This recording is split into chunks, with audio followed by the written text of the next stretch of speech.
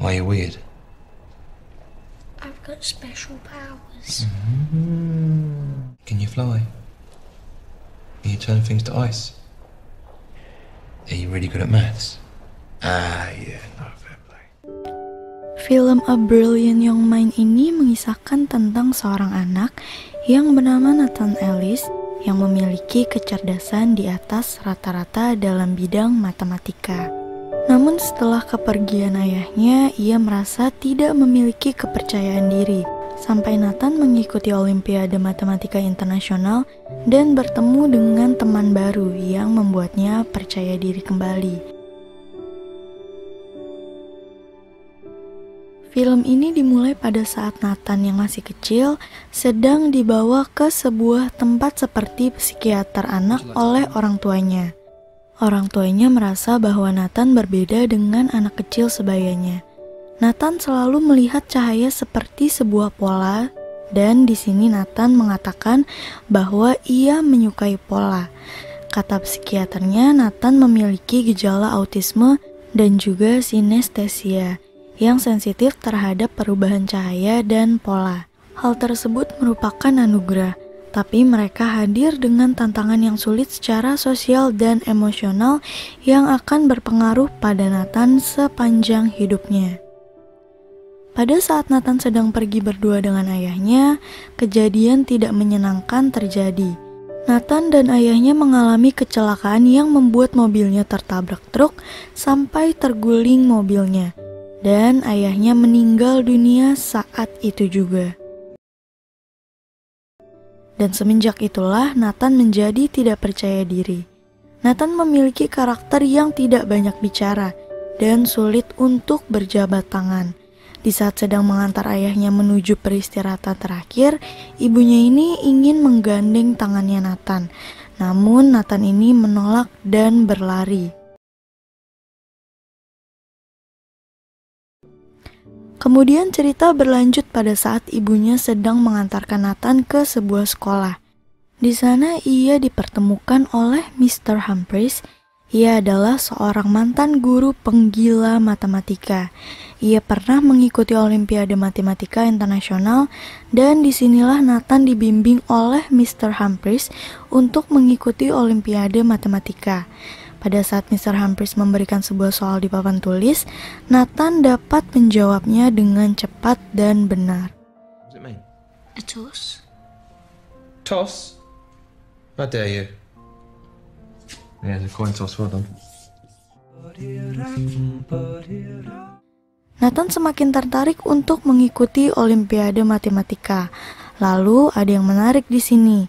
Makanan yang akan dimakan oleh Nathan, makanannya ini harus menyerupai sebuah pola matematika maupun sebuah rumus. Cerita berlanjut saat Nathan sudah tumbuh dewasa seperti anak SMA. Di sekolah tersebut Nathan tidak mempunyai teman, ia selalu sendirian. Lalu Nathan mengikuti sebuah tes yang diberikan oleh Mr. Humphries untuk dikirimkan ke Olimpiade Internasional. Lagi-lagi kejadian menarik tentang makanan yang akan dimakan Nathan pun muncul di scan ini. Ibunya memesan sebuah bakso dan jumlah baksonya harus berjumlah bilangan prima. Ibunya ini terlihat agak kesal dengan Nathan karena sudah susah payah memesan makanan, tapi Nathan komplain karena makanannya berantakan. Kemudian Nathan ini flashback mengingat ketika Nathan yang masih kecil sedang makan berdua dengan ayahnya. Hanya ayahnya lah yang dapat membuat Nathan tersenyum dan tertawa.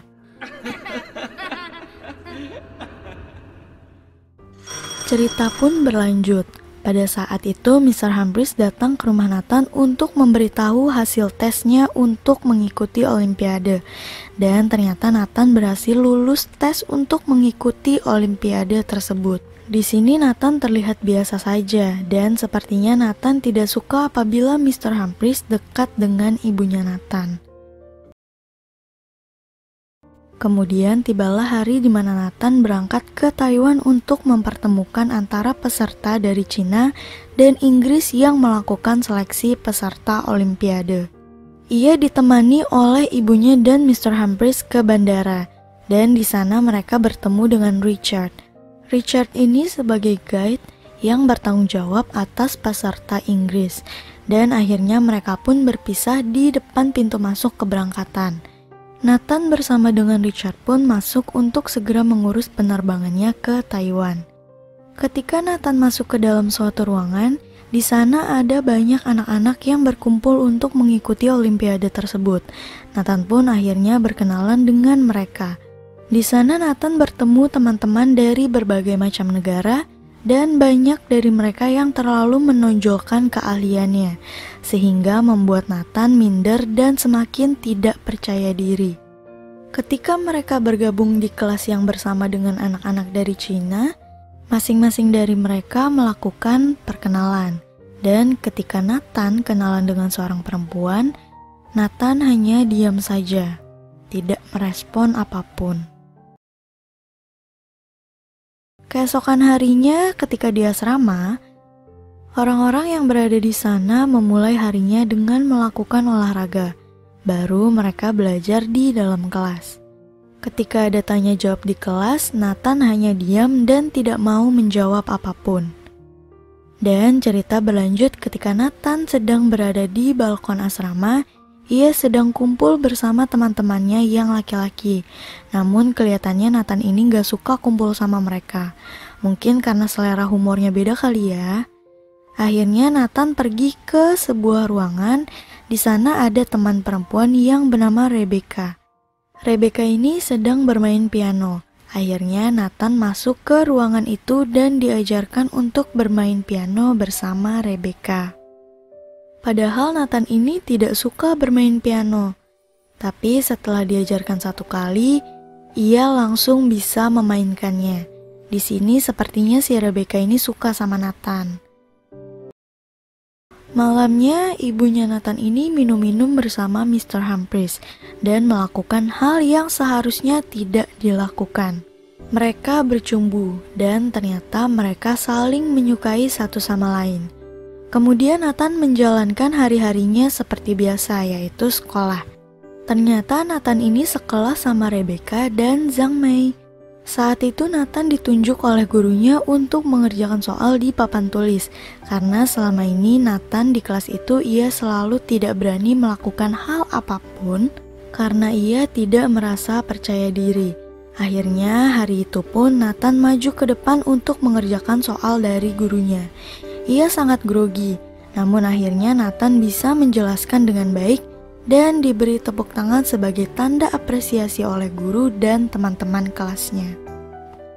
Keesokan harinya tes seleksi pun dimulai. Di kelas itu ada 2 tim, yaitu ada anggota tim dari Inggris dan ada anggota tim dari Cina. Di sana dijelaskan peraturan dalam seleksi olimpiadenya. Tes itu pun akhirnya selesai. Nathan langsung keluar dari ruangan dan langsung disamperin oleh Zhang Mei. Nathan bilang kalau ia mengerjakan soal itu dengan buruk dan penuh kekhawatiran. Tidak lama kemudian nilai ujian pun keluar dan gurunya langsung menaruh nilai murid-murid di papan nilai. Ada 5 murid terhebat yang dijamin mendapatkan tempat di Cambridge tahun itu. Dan tempat terakhir yang sangat ketat antara Nathan dan Luke. Padahal kedua dari mereka nilainya mengecewakan, tapi satu di antara Nathan dan Luke akan pergi ke Cambridge. Berdasarkan nilai fraksi terkecil, tempat tim terakhir jatuh kepada Nathan. Jadi 6 dari murid yang disebutkan tadi akan menjadi tuan rumah tim Cina. Dan minggu depan saatnya mereka pergi ke Cambridge. Nathan sangat gugup dan sangat kebingungan saat itu. Kenapa ia bisa pergi ke sana, padahal nilainya kan tidak memuaskan. Setelah itu, orang-orang yang ada di sana melakukan kegiatan memancing udang untuk merayakan makan malam terakhir di Taiwan. Nathan ini duduk sebelahan sama Zhang Mei, dan Rebecca ini kelihatannya cemburu. Dan setelah mendapatkan hasil pancingannya, udang itu pun langsung dimasak dan 6 anak yang lolos tadi makan satu meja. Namun ada Luke yang ikut gabung ke sana dan memberi perlakuan aneh kepada Nathan karena dia tidak terima karena Nathan yang lolos, bukan dirinya. Keesokan harinya akhirnya mereka pulang ke Inggris. Namun sebelum naik ke atas bus, gurunya ini ingin berbicara kepada Nathan. Di sana gurunya mengatakan bahwa Nathan harus fokus untuk mendapatkan medali dan jangan sampai terkecoh dengan tim Cina. Terutama dengan teman perempuannya Nathan yang dari Cina itu. Yang dimaksud gurunya adalah Zhang Mei. Akhirnya sampailah Nathan di rumahnya.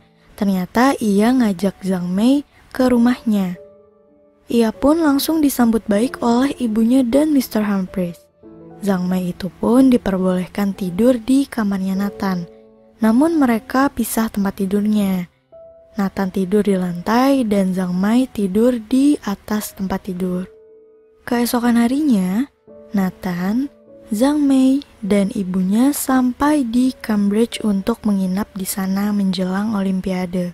Dari berbagai macam negara, tim yang ikut Olimpiade itu satu persatu naik ke atas panggung untuk memperkenalkan tim perwakilannya dari berbagai macam negara tersebut. Malam harinya ketika Nathan sedang sendiri dan belajar di kamarnya, ada yang mengetuk pintu kamarnya Nathan, yang ternyata itu adalah Zhang Mei. Dan Nathan mempersilahkan masuk dan memperbolehkan Zhang Mei tidur di kamarnya Nathan apabila ia mau. Di sana Zhang Mei pun berani mencium Nathan. Zhang Mei bilang katanya ia senang berada di dekatnya Nathan. Dan ternyata Nathan juga senang berada di dekatnya. Akhirnya mereka tidur satu kamar.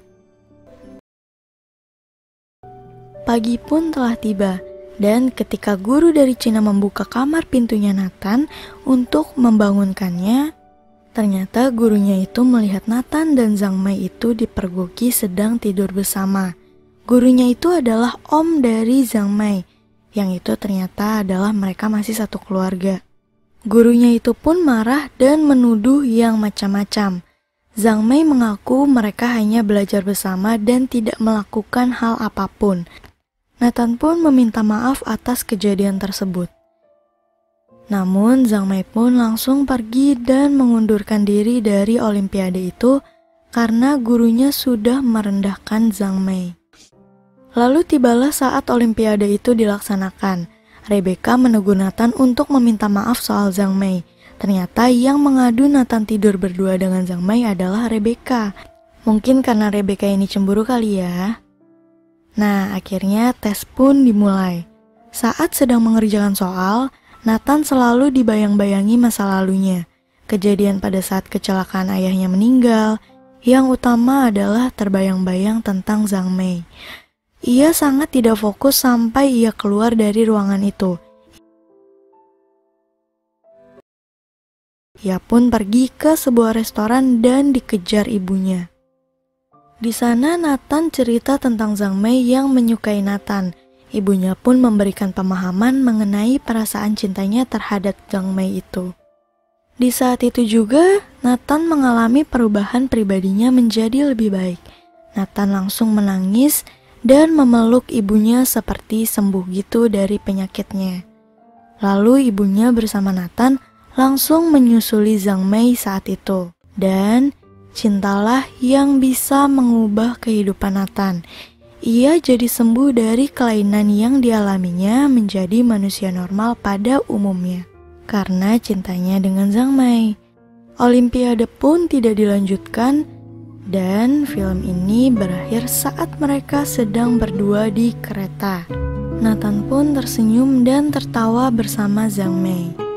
Dan film pun selesai sampai di sini. Saya memohon maaf apabila ada kesalahan dalam video ini dan saya ucapkan terima kasih sudah menonton video ini.